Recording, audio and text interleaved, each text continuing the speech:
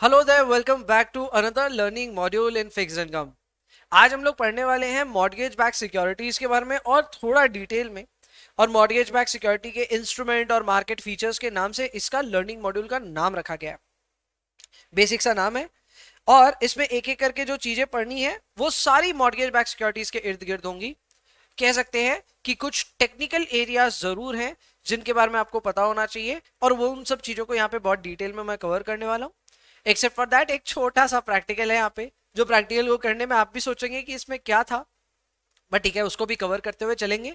बात बाकी काफी आसान है ये learning module. Let's get started without any further delay. So this is our first learning outcome.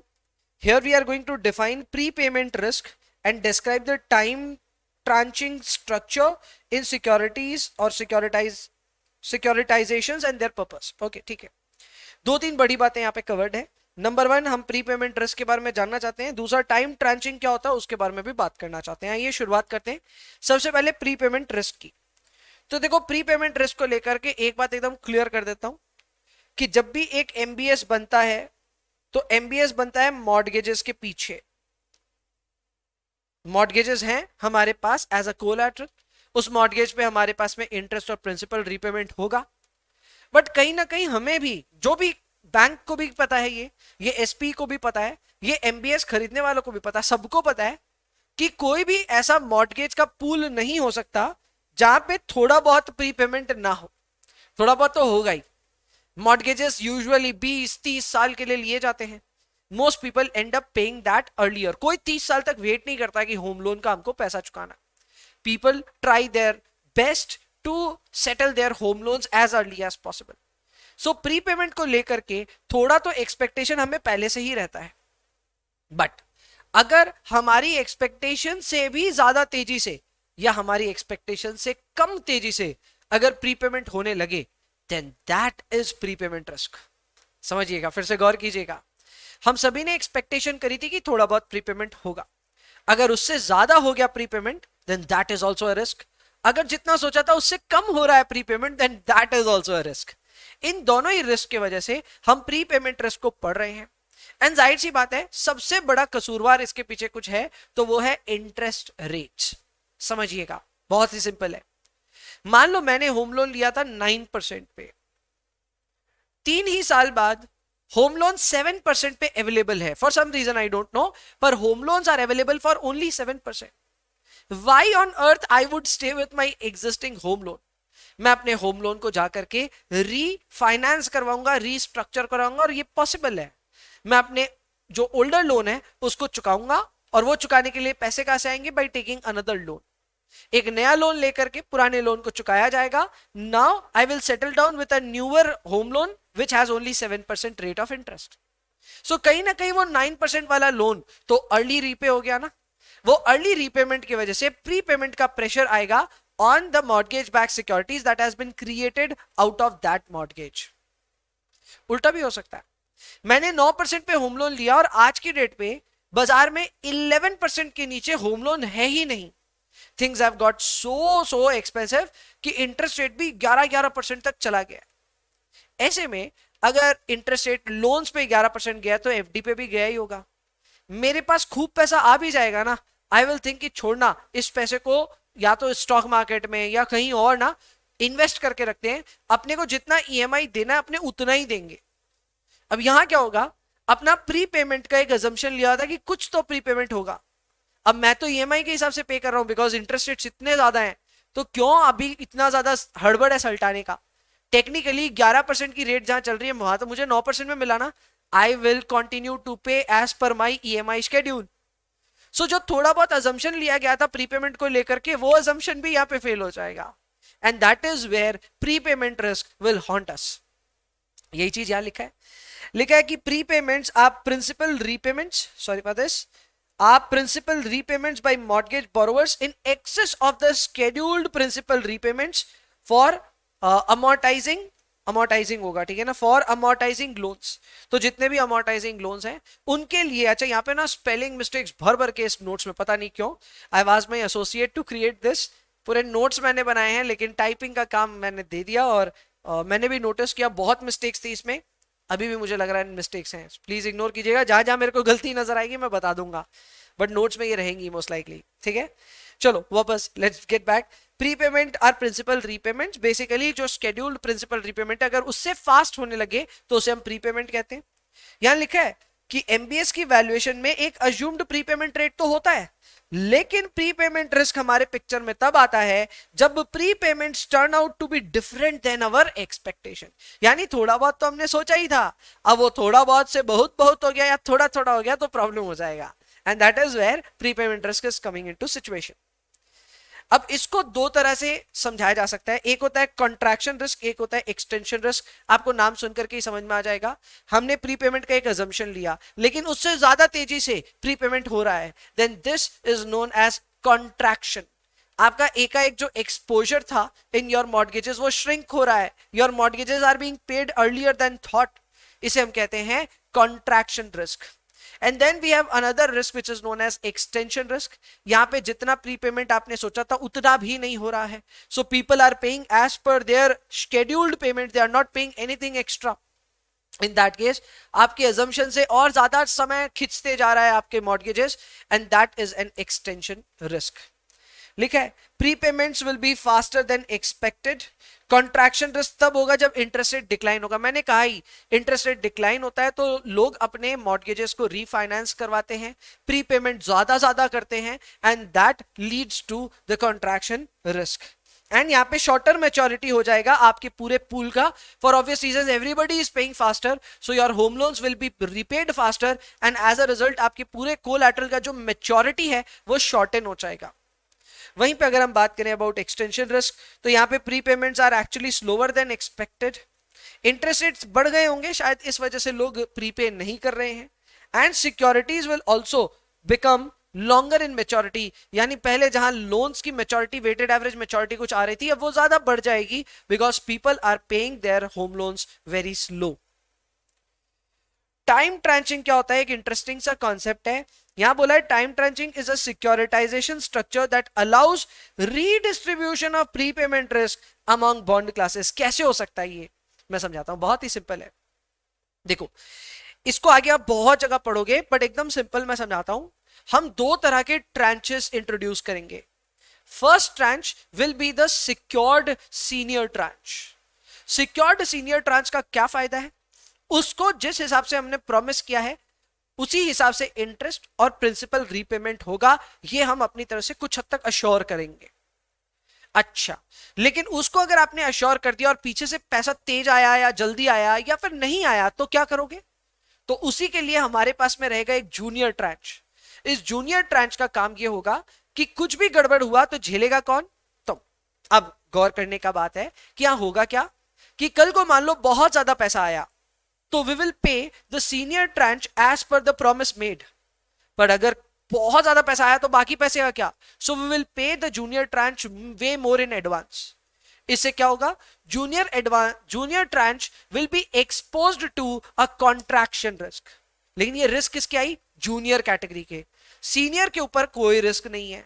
अच्छा, कल को पीछे से पैसा कम आ रहा है तो पैसा कम आ रहा है तो भी senior will be paid as always, और जूनियर को बोला जाएगा रुको जरा, इस बार पैसा नहीं है। Suddenly they will not get the money which they thought they would get. That's extension risk. So basically आप अपने मॉर्गेज बैक सिक्योरिटीज या एसेट बैक सिक्योरिटीज को इस तरह स्ट्रक्चर कर रहे हैं कि उसमें से 2 या 3 ट्रांचेस बनाएंगे और कुछ ट्रांच को सुपीरियर रखेंगे जिनके ऊपर रिस्क कम आएगा, जिनके शेड्यूल्ड पेमेंट्स हो रहे होंगे, और कुछ ऐसे ट्रांचेस रखेंगे जहां पे इंटरेस्ट तो मिलता है टाइम से लेकिन प्रिंसिपल आगे पीछे हो सकता है। This is time tranching. यहां लिखा है ये सीक्वेंशियल ट्रांचिंग होगा जहां पे principal will be paid to one tranche until the principal is fully repaid and principal repayments follow to next tranche and so on. अब ये तो मैंने जो आपको समझाया वो एक बेसिक ट्रांचिंग है। टाइम ट्रांचिंग क्या है? ये एकदम छोटा सा कॉन्सेप्ट है। प्रिंसिपल पहले एक ट्रांच को पूरा पे किया जाएगा, फिर दूसरे के पास हम जाएंगे। सो यहां पे टाइम वाइज पैसे दिए जा रहे हैं। वेट अ मिनट, इंटरेस्ट सबको मिलेगा।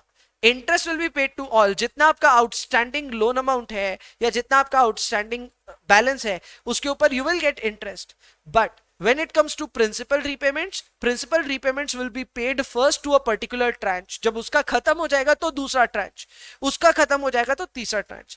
So here timing wise principal repayments have been scheduled and this is known as time tranching. Clear? आगे बढ़ते हैं. Next learning outcome is to describe the fundamental features of residential mortgage loans. Now residential mortgage loans नाम से समझ में आ रहा है, these are home loans of those homes where people would actually reside. तो इन मॉर्गेज लोन में खास बात क्या है, इनके पीछे जो सिक्योरिटी है, जो कोलैटरल है, वो कोई रियल एस्टेट प्रॉपर्टी है. ठीक है. नंबर 2, यहाँ पे दो रेशियोज का ख्याल रखना पड़ता है. एक होता है लोन टू वैल्यू, एक होता है डीटीआई. ज्यादा सोचना नहीं इस पे. लोन टू वैल्यू में फॉर्मूला ही क्या होगा, लोन बाय वैल्यू. वैल्यू किसका होगा, प्रॉपर्टी का. लोन क्या होगा, loan amount. So this is loan to value. Then we have another ratio known as debt by total income, या इनकम ही बोल सकते हैं. ठीक है. तो डेट बाय इनकम हमको यहां करना है. अब डेट बाय इनकम का भी जो रेशियो है उसमें ऊपर रहेगा डेट, ठीक है, और नीचे रहेगा आपका ग्रॉस इनकम. यहां लिखा है ये सारा बात. Mortgage loan is secured by the collateral, जिसकी खुद की एक वैल्यू है. आप चाहेंगे कि लोन टू वैल्यू की जो ओवरऑल वैल्यू है वो कम से कम हो. Lower is the better. Sir ऐसा क्यों, लोअर इज द बेटर इसलिए क्योंकि अगर वैल्यू है 1 करोड़ तो हम चाहेंगे यार लोन कम से कम दो. 1 करोड़ के घर पे 80 लाख का लोन दो, 80 लाख, 60 लाख, 50 लाख, जितना कम लोन उतना बेटर. तो लोन टू वैल्यू अगर लोअर हुआ तो अच्छा होगा. Then we have another ratio known as DTI. DTI में क्या हो रहा है, हम ले रहे हैं individuals monthly debt payments to their monthly pre tax gross income. Clear.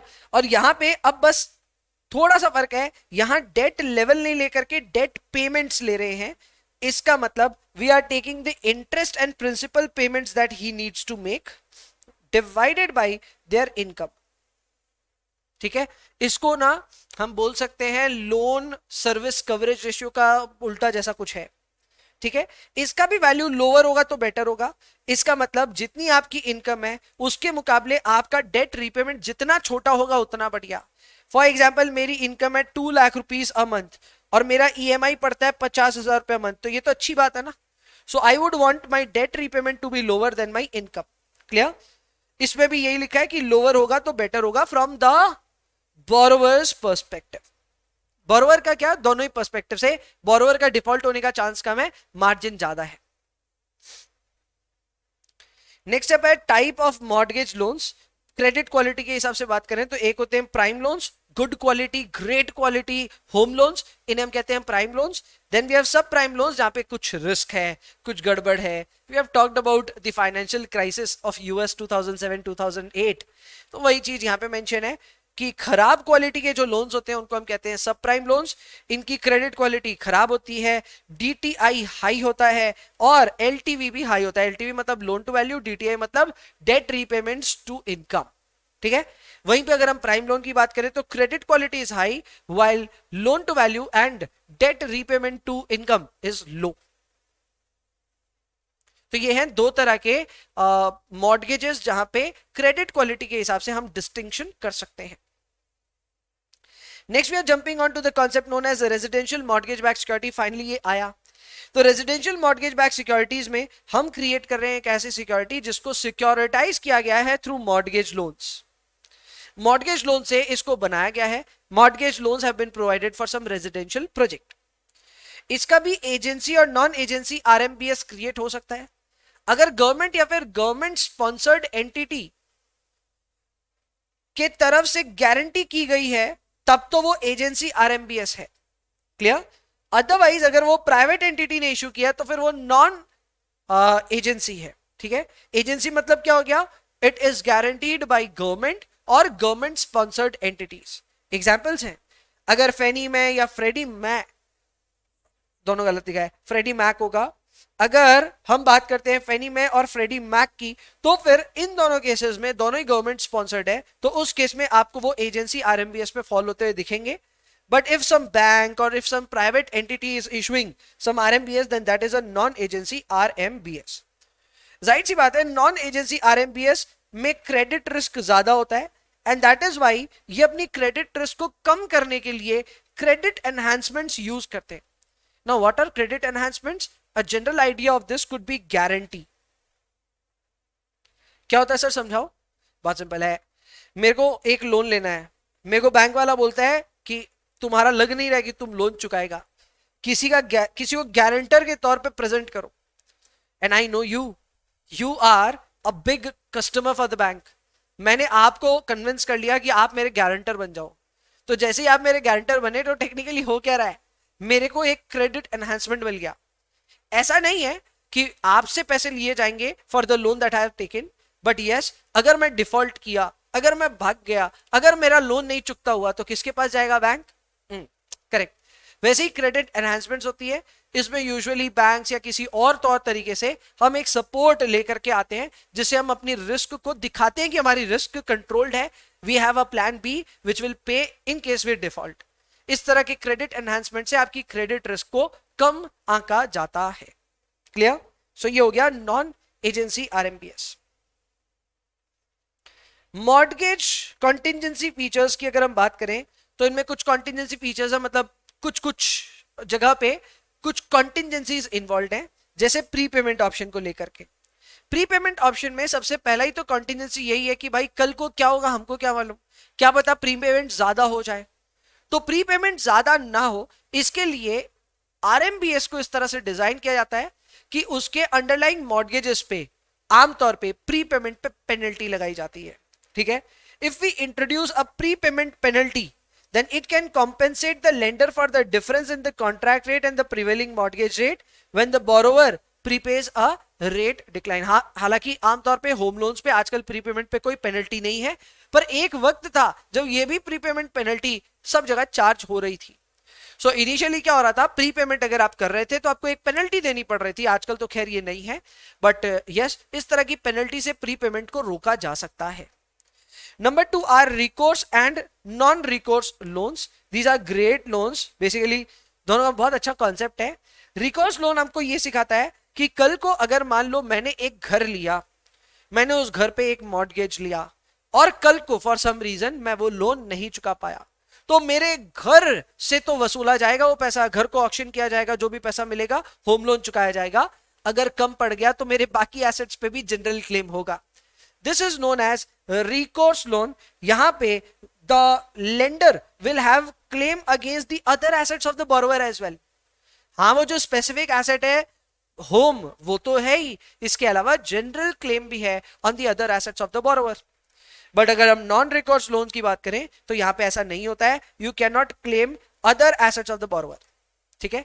अब यही एक बेसिक फर्क समझा देता हूं आपको मैं.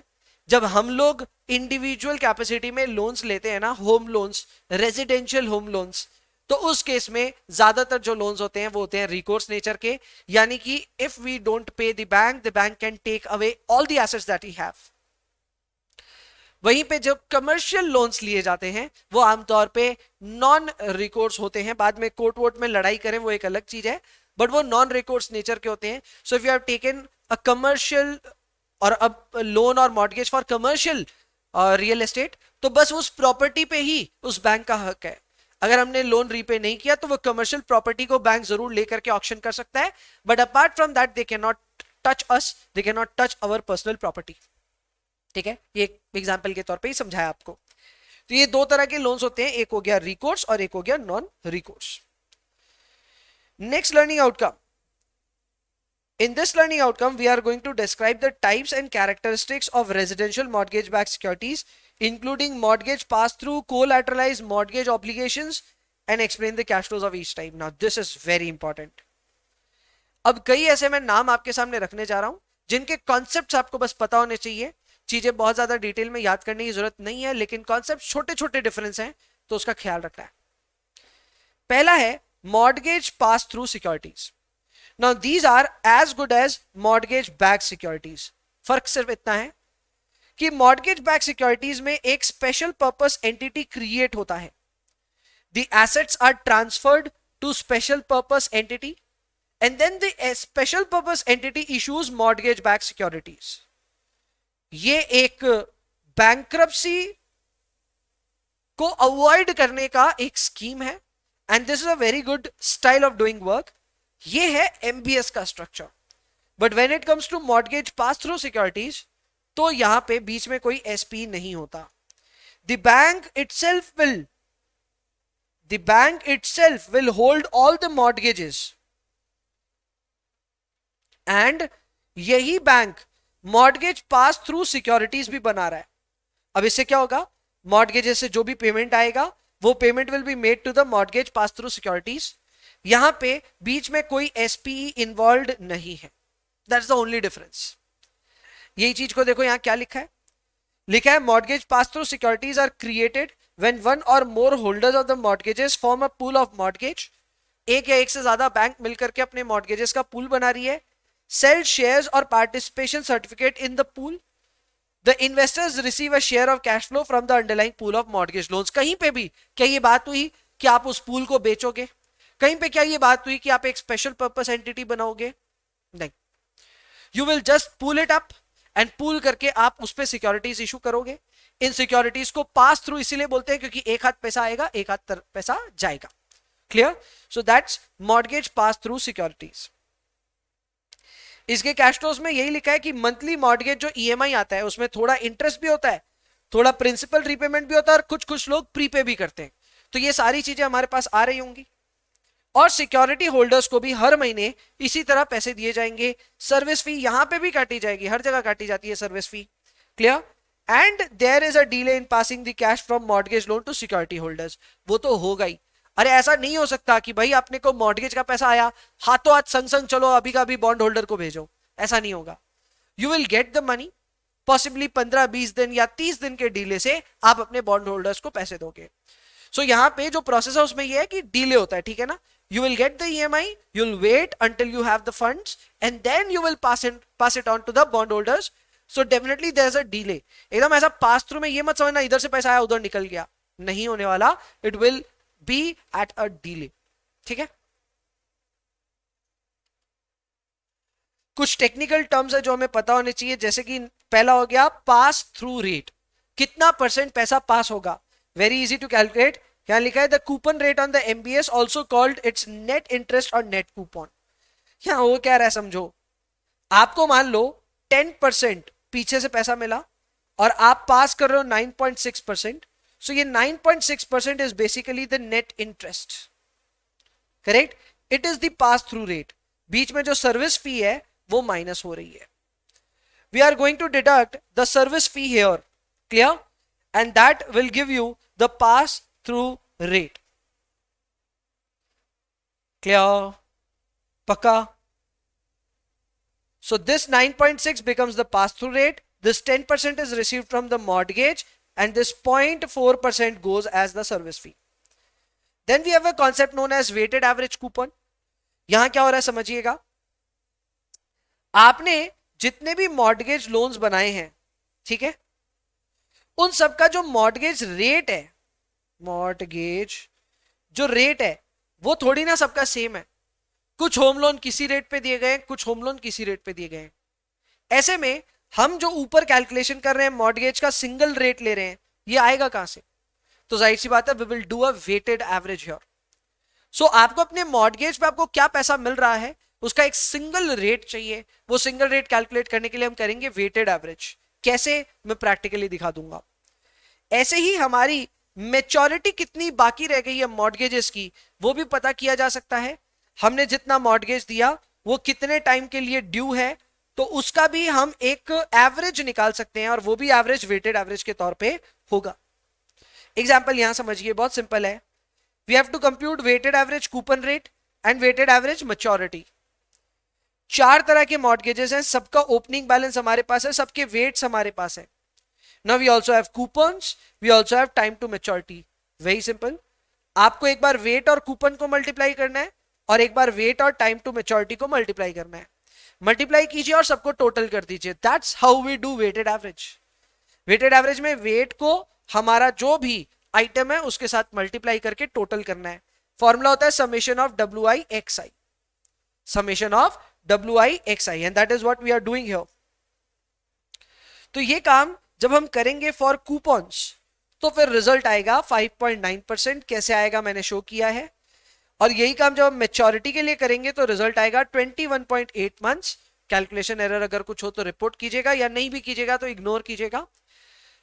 But these are the values that you will get. Very simple, very straightforward. Just take the weight, take the value of the coupon rate, और take the value of the time to maturity, multiply करो, multiply कर करके total करो, and then calculate the final value.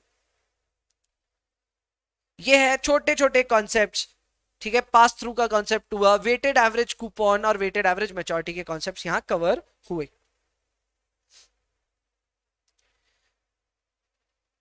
Come on, come on, gather your concentration, gather your attention, be concentrative, क्योंकि अब जो हम पढ़ रहे हैं वो बहुत इंपॉर्टेंट है। कोलैटरलाइज्ड मॉर्गेज ऑब्लिगेशंस डेंजरस है, ध्यान दीजिएगा।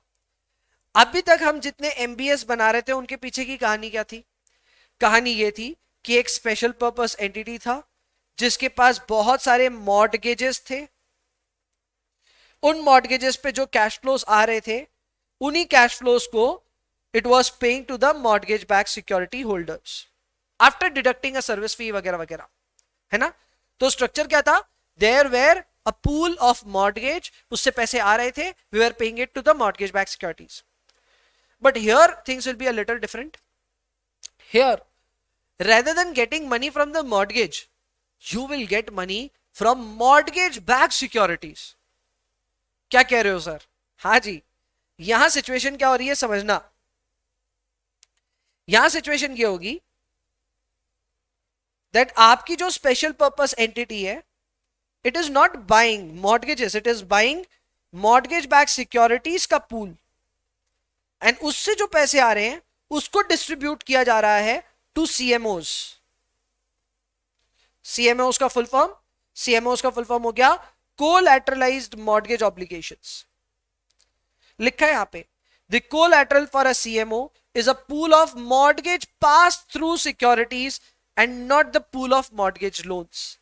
सो बेसिकली यहां जैसे मैंने मॉर्गेज बैक्ड सिक्योरिटीज का पूल बनाया, अब यहीं पे आप मॉर्गेज पास थ्रू सिक्योरिटीज का बना लो। Mortgage pass through securities, difference आपको पता है। मॉर्गेज पास थ्रू सिक्योरिटी क्या होती है? जिसमें एसपी और एक नहीं होता, it is just the bank who is just issuing securities in the name of mortgage pass through securities. और अगर यही एमबीएस होता तो इसका एक प्रॉपर और एक एसपी होता, तो वो यहां नहीं हो रहा है। We are creating a pool of mortgage pass through securities, and इस पूल से जो पैसे आएंगे उनको सीएमओ की पेमेंट के लिए भेजा जाएगा। यहां पे बोला है कि सीएमओ के डिफरेंट डिफरेंट क्लासेस का अलग अलग प्रीपेमेंट रिस्क का एक्सपोजर होता है। अब ये तो कहीं पे भी डिजाइन आप कर सकते हैं, कुछ को जल्दी पैसा मिलेगा, कुछ को नहीं मिलेगा, एंड सो ऑन। किसी को एक्सटेंशन रिस्क मिलेगा तो किसी को कॉन्ट्रैक्शन रिस्क मिलेगा। ये तो आप आराम से स्ट्रक्चर बना सकते हैं, यहां पे भी बनेगा। यहां जैसे लिखा है कि सीएमओ इंस्टीट्यूशनल इन्वेस्टर्स के काफी काम का है। अब इंस्टीट्यूशनल इन्वेस्टर्स वो होते हैं जो ना इन्वेस्टमेंट ग्रेड इन्वेस्टमेंट करना चाहते हैं, यानी कि रिस्क नहीं लेना चाहते। अब जिनको रिस्क नहीं लेना उनको तो प्रॉपर सीएमओ का ट्रांच बना करके देना पड़ेगा जिसके पास रिस्क कम से कम है।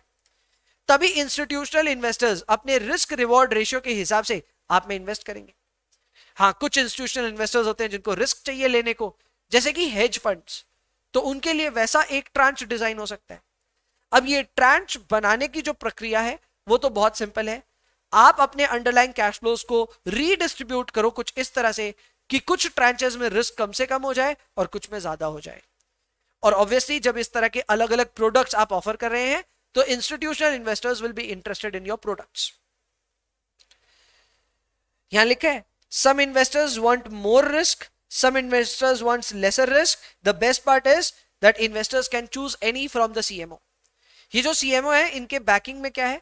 We have mortgage pass through securities. So जो पैसे आएंगे वो मॉर्गेज के ही आ रहे हैं, but we are getting those through the mortgage pass through securities here, and वो पैसे को हम वापस रीडिस्ट्रीब्यूट कर रहे हैं। एंड ये रीडिस्ट्रीब्यूशन किया जा रहा है based on different different risk reward I would say appeals, जिनको हम अलग अलग इन्वेस्टर के सामने रख रहे हैं।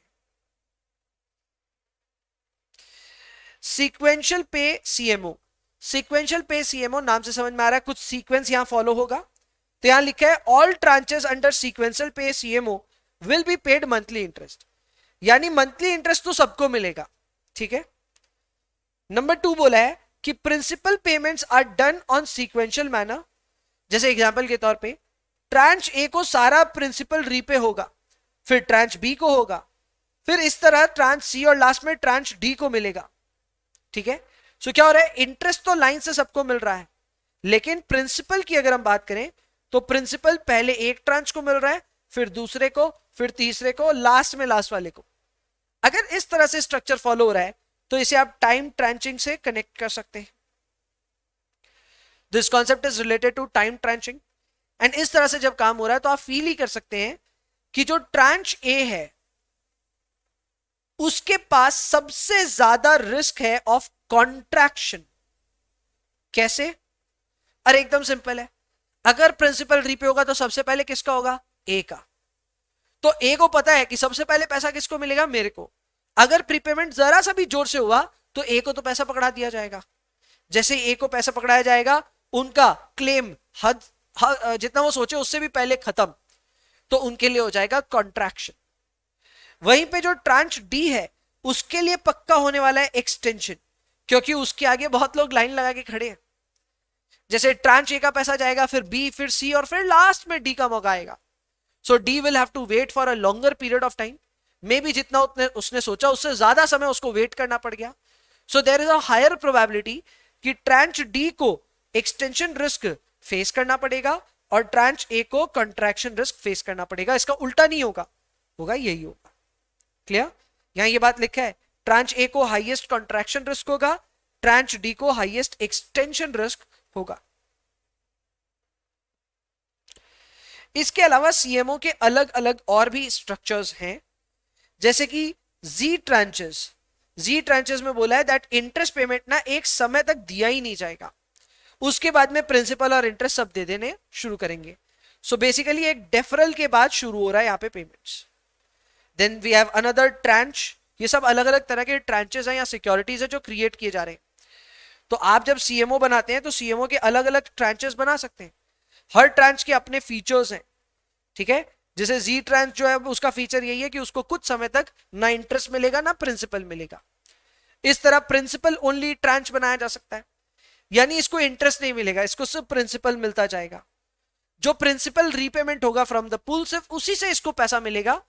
अगर पूल में कोई इंटरेस्ट का पैसा आ रहा है उससे पेमेंट नहीं होगा इसको। Number 2, interest only. यहां पे पेमेंट सिर्फ इंटरेस्ट से की जाएगी, प्रिंसिपल से नहीं। So if you are getting any principal back you will not pay why that. अब ये सब तो यार छोटी छोटी चीजें, आपको इंटरेस्ट मिलेगा उसी से इसको पेमेंट की जाएगी। We have a concept known as floating rate tranche. क्या गजब कॉन्सेप्ट है ये, वो बहुत मस्त कॉन्सेप्ट है, समझना प्लीज। हाँ, मान लो मेरे को मॉर्गेज पास थ्रू सिक्योरिटी से मान लो मेरे को 10% का इंटरेस्ट मिलने वाला है। मेरा इच्छा कर रहा है जोर जोर से कि एक सर्विस फी मैं 0.5% का डिडक्ट करके 9.5% का वादा कर दूं। किसको कर दूं? To my investors. हाँ, सब्जेक्ट टू प्रीपेमेंट वगैरह वो सब लफड़ा रहेगा, पर मेरा पास थ्रू सिक्योरिटी या पास थ्रू रेट बनाने का मन है 9.5%। अब यहां अगर आप नोटिस करेंगे तो जो हमको कूपन मिल रहे हैं, वेटेड एवरेज कूपन, वो फिक्स नेचर के हैं। कौन से नेचर के हैं? फिक्स्ड। उसका अमाउंट फिक्स्ड है 10%, फ्लोटिंग नेचर का नहीं है। इनफैक्ट जो मेरा पास थ्रू सिक्योरिटी या पास थ्रू रेट भी बन रहा है उस पे भी जो रेट आ रही है वो भी फिक्स्ड है। अब ऐसे में आप कह रहे हैं कि मैं एक फ्लोटिंग रेट एमपीएस या सीएमओ इशू कर दूं, कैसे होगा वो इशू? तो वो हो सकता है, हम यहां पे एक ऐसा स्ट्रक्चर बनाएंगे जहां पे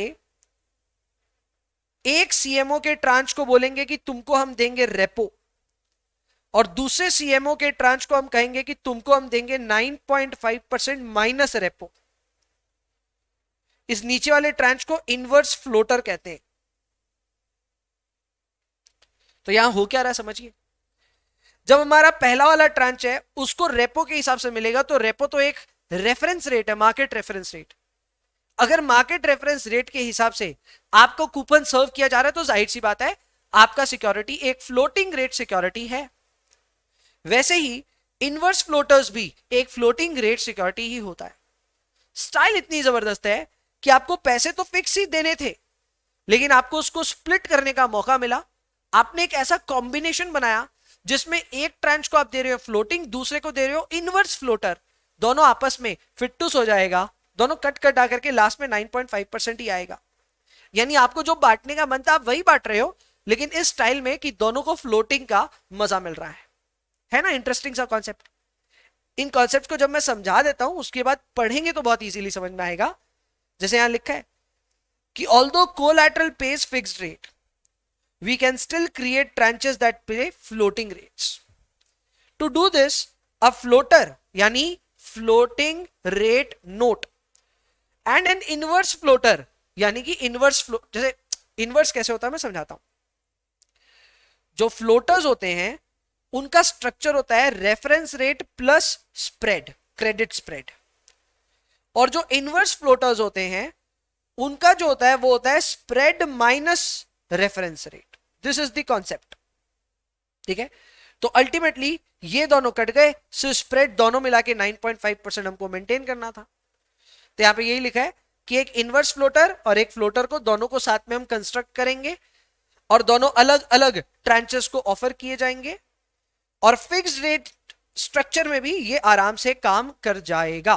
जाहिर सी बात है इन दोनों ट्रांच को ऐसे इन्वेस्टर्स को देने होंगे जिनके ओपोजिंग व्यूज है with respect to interest rate. यानी जिस भी इन्वेस्टर को ऐसा लगता है कि इंटरेस्ट रेट बढ़ने वाली है, इंटरेस्ट रेट बढ़ने वाली है, उसको हम फ्लोटर इशू करेंगे और ऐसे इन्वेस्टर्स जिनको लगता है इंटरेस्ट रेट घटने वाली है उनको हम इनवर्स फ्लोटर इशू करेंगे। ये इनके फंडामेंटल्स में से हैं। फ्लोटर उसी को चाहिए जिसको लगता है रेट बढ़ने वाली है और इनवर्स फ्लोटर उसको चाहिए जिसको लगता है रेट घटने वाली है। तो ठीक है, ओपोजिंग व्यूज वाले को आप इशू कर सकते हैं। Then we have interesting concept जिसे हम कहते हैं PAC tranche. What is PAC tranche? तो इसको पैक को अकेले को नहीं समझा जा सकता। दो ट्रांच होता है, एक होता है पैक और एक होता है सपोर्ट। आपको नाम से ही समझ में आ जाएगा। पैक ट्रांच को हर चीज प्रॉमिस्ड कैश फ्लोज के हिसाब से मिलेगी एंड सपोर्ट ट्रांच को हर चीज झेलनी पड़ेगी। प्रीपेमेंट हुआ, कुछ भी हुआ, कौन झेलेगा? Support tranche. बट एक लेवल तक, बेहद लेवल तक ये काम नहीं हो सकता। एक हद तक support tranche will bear every pain, but if a particular level, a particular limit is crossed, तो फिर पैक ट्रांच को भी ये सारा प्रीपेमेंट वगैरह बर्दाश्त करना पड़ सकता है। सॉरी, ये लिखा हुआ क्या है?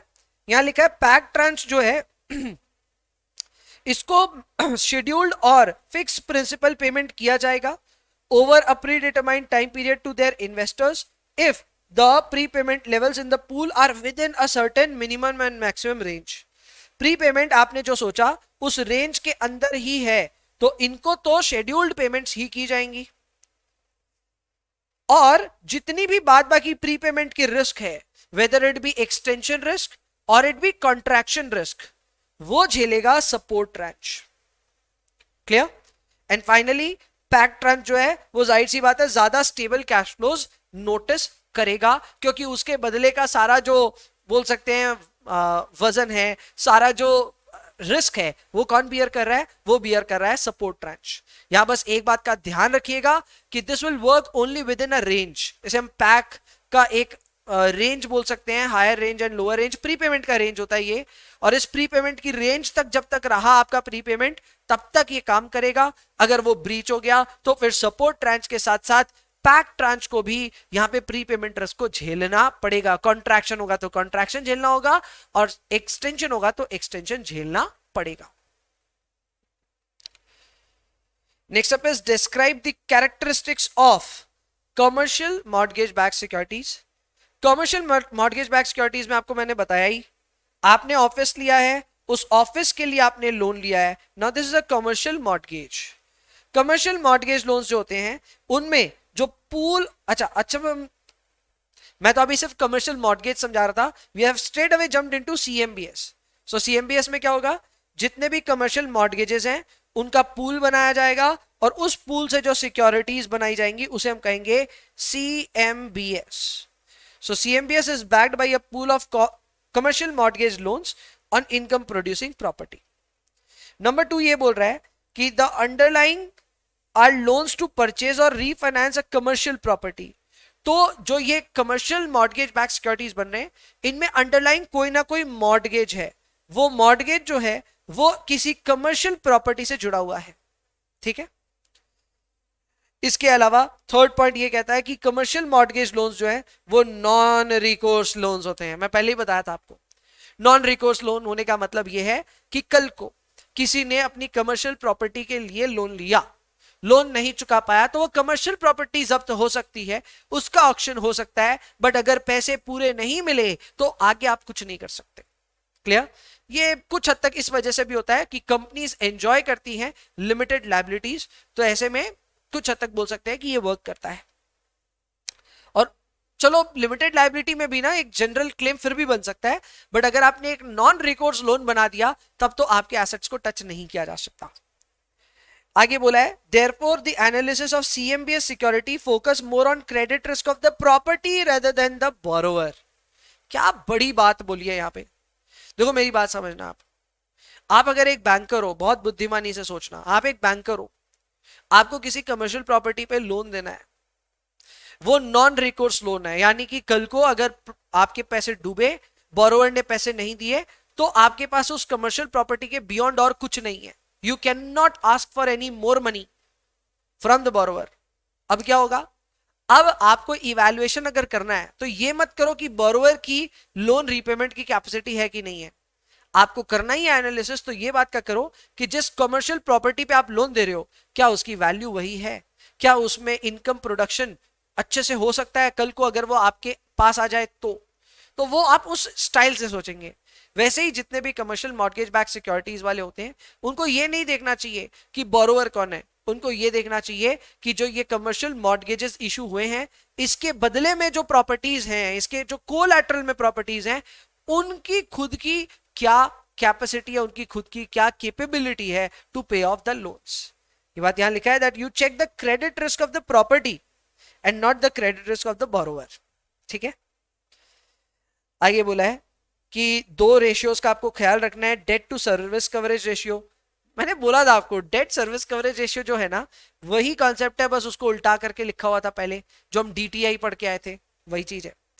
अब यहां क्या हो रहा है, we are taking rental income, उसमें से माइनस करें cash operating income and then minus करें non cash replacement reserve and divide इसको कर रहे हैं इंटरेस्ट प्लस प्रिंसिपल रीपेमेंट से. कहीं ना कहीं ये डीटीआई का उल्टा फॉर्म है.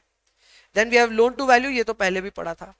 यहां पे यही लिखा है कि आपका डीएससी हायर होना आपके क्रेडिट रिस्क का लोअर होना साबित करता है.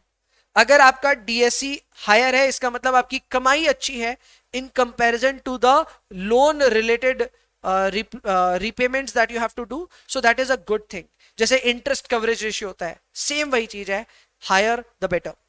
और ये लिखा है कि लोन वैल्यू जो होती है वो लो होना आपके लिए बेटर है. आप वैल्यू के मुकाबले कितना प्रतिशत लोन लिए हो ये चेक किया जाएगा.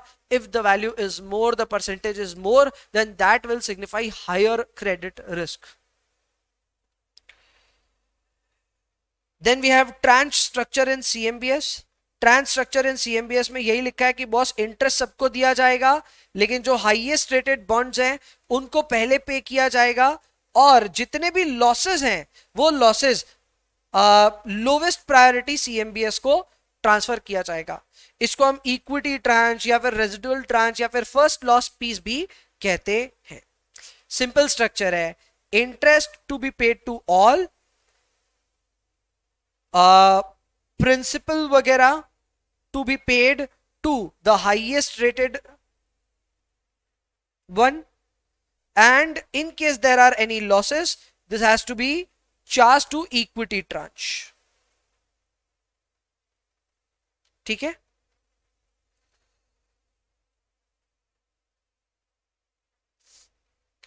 Call protection in CMBS versus RMBS. अब कॉल प्रोटेक्शन का क्या फीचर है सर, ये समझा दो। वेल, कॉल प्रोटेक्शन का मतलब यही है कि क्या प्रीपेमेंट्स को रोका जा सकता है क्या in case of commercial mortgage back securities versus residential mortgage back securities. जवाब है यस। कमर्शियल मॉर्गेज में आप प्रीपेमेंट पे पेनल्टी लगा सकते हो, रेजिडेंशियल पे नहीं लगता, पर यहां पे लगाया जा सकता है। तो इसको लोन लेवल पे और देखा जाए तो स्ट्रक्चरल लेवल पे, दोनों ही लेवल्स पे यहां पे ये काम किया जा सकता है। ठीक है ना। यहां देखो ये बात लिखी है कि आरएमबीएस इन्वेस्टर्स पे प्रीपेमेंट रिस्क लागू होती है। सीएमबीएस कंसिडरेबल कॉल प्रोटेक्शन के साथ आता है और अर्ली प्रीपेमेंट वगैरह इसमें जल्दी से नहीं होता है। So number 1, risk is lesser here. Number 2, call protection मिलती कैसे है? तो एक तो देखो स्ट्रक्चरल फॉर्म में ही मिल जाती है। जो लोअर रेटेड ट्रांच होता है that cannot be paid off until the higher rated tranche are retired. Also losses are charged to the lowest tranche. तो ये हाईएस्ट रेटेड ट्रांच को कहीं ना कहीं कॉल प्रोटेक्शन ऑफर करता है। इसका नेचर ही ऐसा है कि सारे के सारे लॉसेस किसके लिए, सारे के सारे losses to the lowest rated tranche. Highest rated tranche कहीं ना कहीं प्रोटेक्टेड है। ये ट्रांच के स्ट्रक्चर में ही आपको एक कॉल प्रोटेक्शन देखने को मिल रहा है। इसके अलावा लोन लेवल पे भी आपको कॉल प्रोटेक्शन देखने को मिलता है। इसमें प्रीपेमेंट पे कई तरह के प्रोविजंस हैं जो प्रीपेमेंट करने से आपको रोकेंगे, जैसे प्रीपेमेंट लॉकआउट, एक समय तक आप प्रीपेमेंट नहीं कर सकते, prepayment penalty, yield maintenance charges, अगर रेट गिर गई और आप प्रीपे करने आए तो उतना डिफरेंशियल रेट आपसे ले लिया जाएगा। And then we also have a concept known as defence. Defence जो होता है उसमें बेसिकली जो बोरोवर है वो अपने एक्सेस पेमेंट्स को, जो होता है जो over the schedule loan payment है, उसको एक्चुअली एक पोर्टफोलियो में डाल सकता है इन अ गवर्नमेंट सिक्योरिटी, और जो पैसे है वो फिर प्रिंसिपल और लोन के रीपेमेंट के लिए यूज होता है। तो यहां क्या होता है, प्रीपेमेंट नहीं होता। आपके पास पैसे ज्यादा हैं, आप एक गवर्नमेंट सिक्योरिटी के पोर्टफोलियो में इन्वेस्ट कर दो, वहां से जो इंटरेस्ट और प्रिंसिपल रीपेमेंट आएगा वो आपका लोन चुकाएगा, बट आपके लोन का प्रीपेमेंट नहीं होगा। So that is also a good thing. इससे भी कहीं ना कहीं प्रीपेमेंट को कम किया जा सकता है। Finally, risk associated with CMBS. इतनी अच्छाई की बात कर ली, रिस्क भी होगी। पहली रिस्क है concentration risk. Now this is a significant risk. क्या होता है समझिए प्लीज। जो कमर्शियल मॉर्गेजेस होते हैं वो यूजुअली बहुत बड़े बड़े लेवल के होते हैं, छोटे लोन्स नहीं होते, बहुत बड़े लोन्स होते हैं। तो अक्सर जब आप एक पूल बनाते हैं तो उस पूल में हो सकता है कि 15 से 20 ही मॉर्गेजेस हों, जबकि रेजिडेंशियल में यही 150 से 200 हो सकते हैं। तो कहीं ना कहीं आपका जो ये पूल बनता है ये एक कंसंट्रेटेड पूल है। कल को इन 20 में से एक भी कमर्शियल लोन, कमर्शियल मॉर्गेज पे डिफॉल्ट हुआ, that will impact your entire pool. ये बात यहां लिखी है। Commercial mortgage back securities consist of only a few underlying commercial mortgages, so single default in CMBS pool can have a significant impact on the CMBS investors. बात समझ में आई। दूसरा balloon risk. Commercial loan में एक balloon payment का concept होता है। अब इसमें क्या होता है, बलून पेमेंट में कॉन्सेप्ट ये होता है कि आप स्ट्रक्चर पढ़ करके आए हो, वैसे आपको पता है, आप टाइम टू टाइम थोड़ा थोड़ा करके पेमेंट जरूर कर रहे हो, but a large amount of money is paid at the end of the loan. तो लोन का जो टर्म है उसके एंड पे एक लार्ज अमाउंट ऑफ मनी दिया जाता है। आमतौर पे इस लार्ज अमाउंट को पे करने के टाइम पे ही ज्यादातर लोग डिफॉल्ट कर जाते हैं। अब इन डिफॉल्ट को रोका जाता है ऑब्वियसली, पर डिफॉल्ट तो हो ही जाता है। मतलब छोटा छोटा पेमेंट करना पड़ा उसमें कोई प्रॉब्लम नहीं हुआ, पर जैसे ही बड़ा पेमेंट करना आया, बलून पेमेंट करना आया, पैसे नहीं है। तो यहां पे उनको ना मोहलत दे दी जाती है कि चलो आप थोड़े समय और ले लो और पैसा धीरे धीरे करके चुकाते रहो। तो वो जो समय मिल गया वो कहीं ना कहीं एक्सटेंशन रिस्क का एक गजब का एग्जांपल बन जाता है। ये चीज यहां लिखी है, the lender might extend the term of the loan during a workout period, यानी एक समय मिलेगा आपको अपने लोन को धीरे धीरे चुकाने का अंडर मॉडिफाइड टर्म्स। जो भी है ये एक्सटेंशन रिस्क हो गया आपके लिए। अगर आपने इस तरह से किसी को भी मोहलत दे दी, कोई बात नहीं तू धीरे धीरे चुका दे, तो वहां पे ऑब्वियसली एक एक्सटेंशन रिस्क देखने को मिल सकता है। इसे हम बलून रिस्क या फिर एक्सटेंशन रिस्क के नाम से जान सकते हैं। क्लियर? तो ये सारी प्रॉब्लम्स हैं with respect to CMBS. I understand this was a very heavy learning module. We learned about a lot of stuff here, but the only way in which you can conquer this is through practice. I would recommend कि notes को अच्छे से go through करें, if required video को 2 बार देख लें, but उसके बाद प्रैक्टिस जरूर करें इस पूरे लर्निंग मॉड्यूल को. जब आप प्रैक्टिस करेंगे गलतियां होंगी और उन गलतियों से ही आप सीख सीख करके इस लर्निंग मॉड्यूल को मास्टर कर सकते हैं. बात बाकी इस लर्निंग मॉड्यूल के लिए इतना ही. I will see you in the next one. तब तक के लिए bye bye, take care, enjoy yourself please, and please पढ़ाई करते रहिए.